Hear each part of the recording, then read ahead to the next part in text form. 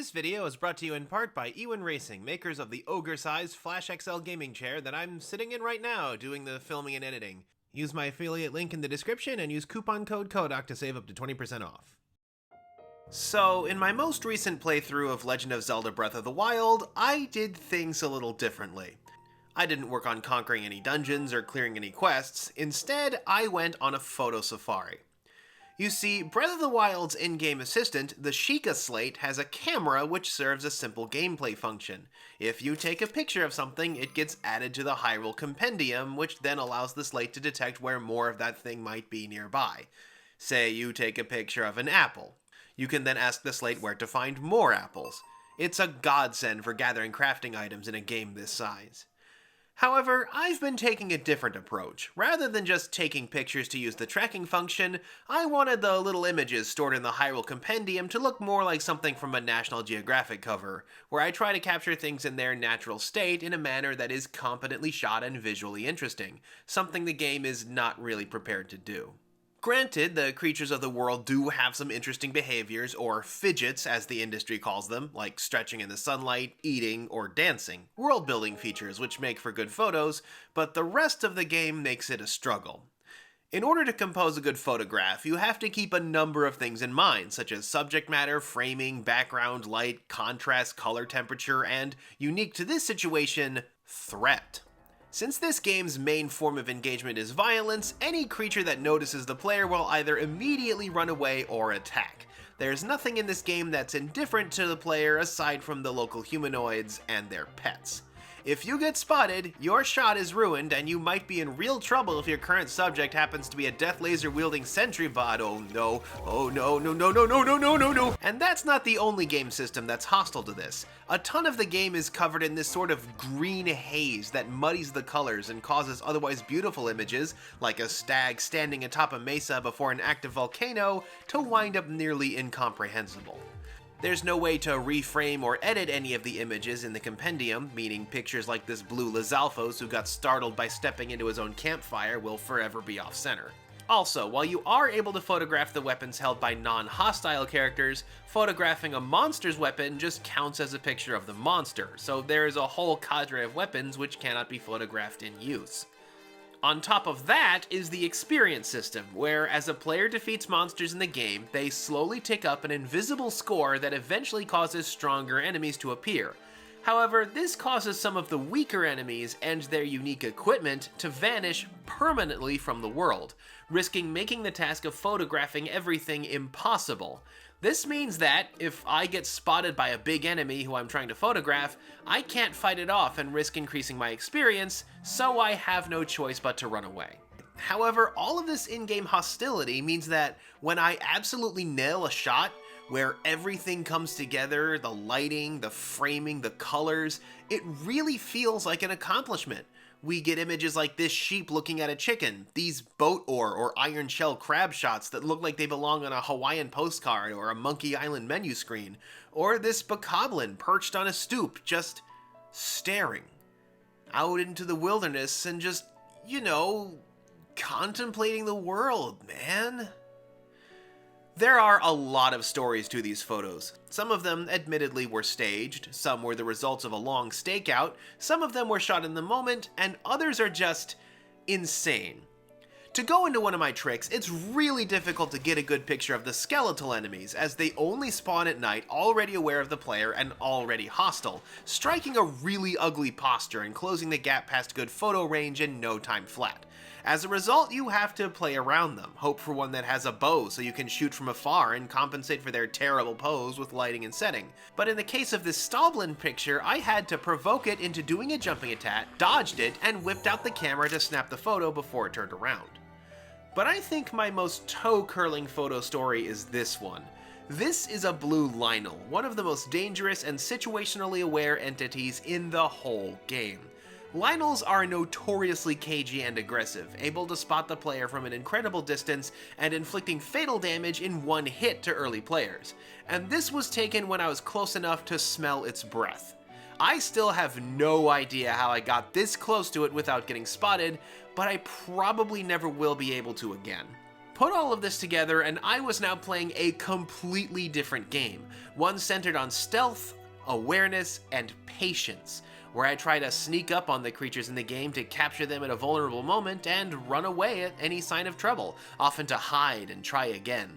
It gave me a new appreciation for the work that went into making this game, approaching it in a way other than smacking it with a stick. It brought the game to life in a new fashion and I really had fun with it. So you can imagine how I felt when new Pokemon Snap got announced. New Pokemon Snap is an on-rails Photosafari game and is the distant sequel to Pokemon Snap, first released in 1999 for the Nintendo 64 console when Nintendo was investing the profits from Pokemon Red and Blue into more experimental projects. In this game, you play as Todd, a photographer tasked by Professor Oak to perform an ecological survey of a nearby island, taking pictures of the Pokemon encountered over the course of 6 levels which are played on rails like a rolling safari. It's a perfect sort of game for people who like the concept of Pokemon, but maybe not the battling part of it, where instead of catching them all to be the best, you take the advice of Chief Seattle to take only pictures and leave only footprints. Now, it should be mentioned that, unlike Breath of the Wild, each of these levels are scripted and will play out the same way every time, which has its ups and downs. On one hand, it's a lot friendlier. There are plenty of creatures to photograph, the lighting is always perfect, and nothing represents an active threat to the player. It means that the game's designers can tailor-make specific situations and show their craft in ways that players are incentivized to pick up on and appreciate. However, as with most video games, there is a bit of artifice in how so many Pokemon will let your noisy vehicle trundle by time and time again without running away, and the rerun nature of the levels means it's hard to find unique moments or earn those really hard-won pictures. There are more upsides than downsides from a gaming perspective though. There's no more sneaking around, no danger of a rogue monster ruining your journey, and there's no need to stake out a location for literal days to try to get a version of this picture with better lighting. If a player flubs a shot, they can restart the level and try again. And then there's the grading system. At the end of a given run, you pick a sample of your best work to show to Professor Oak, who gives you a score based on how good your photos are. But wait, remember all that stuff I talked about before about what goes into a good photo composition?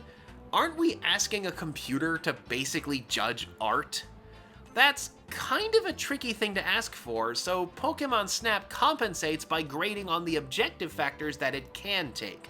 When a photo is taken in Pokemon Snap, the game also records the metadata of the target Pokemon's relative XYZ coordinates, the presence of any other Pokemon in the viewing frame, and whether or not any exciting behavior flags are currently active, and it uses those to calculate a score. So a Pokemon that is perfectly centered and facing the camera and is performing some sort of interesting trick will get a better score than a distant photo taken from behind.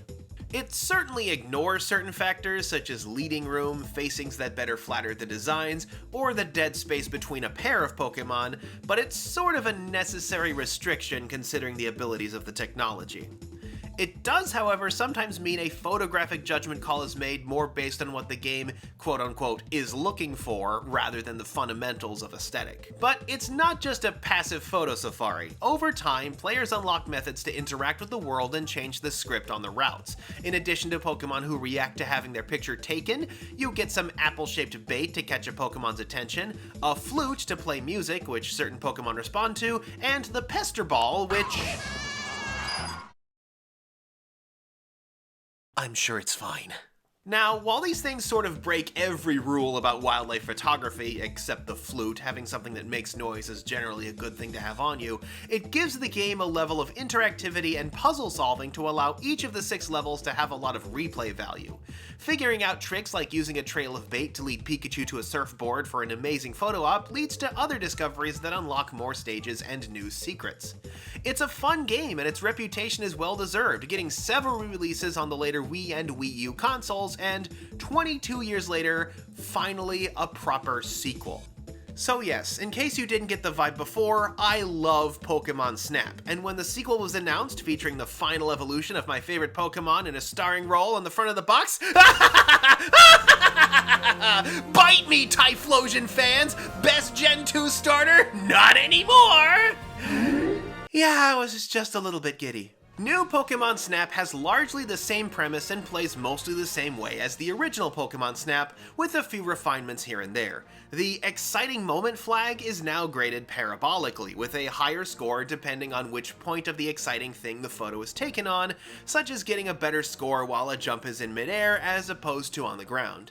Each Pokemon now has 4 journal entries depending on the action being taken, and each level has its own experience score, where leveling up unlocks a new iteration for that route, giving it a new script where different things happen and different Pokemon appear. Most stages also have day and night versions, making for a much larger game overall. If the stuff you did in the first game sort of bothered you, where you take only photos and leave only footprints, artificial bait, and busted gas capsules, the apples from the first game have been replaced with a native fruit species that the game goes out of its way to say has the consistency of a dry dish sponge. And the pester balls have been replaced by Lumina orbs, which are balls of energy that light up and invigorate whatever Pokemon they hit. Or they do nothing. In a lot of cases, they just do nothing. You can also use them to light up these special flowers, which can also cause some effects. The puzzle solving for better pictures is still very much here. For example, you can hit this gigantic Wailord with a Lumina orb to get it to open its mouth, then throw a fruit into its mouth which makes it happy, unlocking the 3-star photo. The game is also, put simply, absolutely gorgeous. Since the goal of the game is to notice the most attractive moments, the game's designers know they can put a lot of work into the actual craft of level and aesthetic design. And there is a lot of craft. Certainly more craft than what the most recent mainline entry got, where the crowd is allowed to sing a song, but the actual rock star is not, instead voicelessly flapping his gums while no audio comes out. I mean, come on, he's a punk rocker. If you're worried about the language barrier, render the lyrics unintelligible through mic distortion. Sorry, but I'm not going to forgive a glaring problem that could have been fixed by just taking a kazoo into a sound booth for 10 minutes and... But yeah, like I said, the game is gorgeous. Because the game's designers have control over the pacing and scripting of most of the events that happen, they can make sure that the stuff that they want to show off can get the attention it needs. I will admit it reminds me a bit of the Hollywood lighting you see in places like Carlsbad Caverns, but I don't think that's a bad thing. The game is here to put on a show and help players get the best photos possible while making them stay alert and experiment to coax out more interesting shots. It is the perfect model for similar games, where the on-rails aspect of the Photosafari lets designers limit how much they actually have to create and get full control over how they want their setup and lighting to be presented. Of course, the game does have boss battles, if you want to call them that. The original Pokemon Snap has a boss battle as well in the form of Mew. Spoilers for a 20-year-old game, by the way. In this boss battle, Mew is inside a force field that is so bright that taking a photo of it is useless. You have to, persuade Mew out of its bubble before you can finally get it free and take the winning shot. In New Snap, there are several of these encounters against what are called Illumina Pokemon, where the goal of the boss battle is to get them to reveal their true nature as the Illumina Pokemon.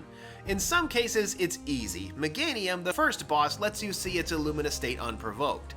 Later ones will avoid you or try to block your camera shots, and so it gets trickier to get a photo of them all lit up. This gave me maybe the only bad experience in the game, aside from that one time where it crashed, where I took the pick of a lifetime of one of the Illumina Pokemon, but because it wasn't illuminated, I wasn't allowed to add it to the journal.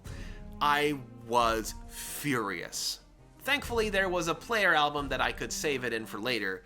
I admit I haven't really messed with the features of the album too much, but you are able to do some touch-ups before putting it into the album, where you can then mess with it further like you were on Instagram or something. So yeah, the reason I missed making a video last week is because I was playing Pokemon Snap. I'm sorry, I'll get back to the card stuff soon, but I played the original Snap when it came out and kept it all this time because it was just so fun, so these are my thoughts on that. It's definitely worth a look.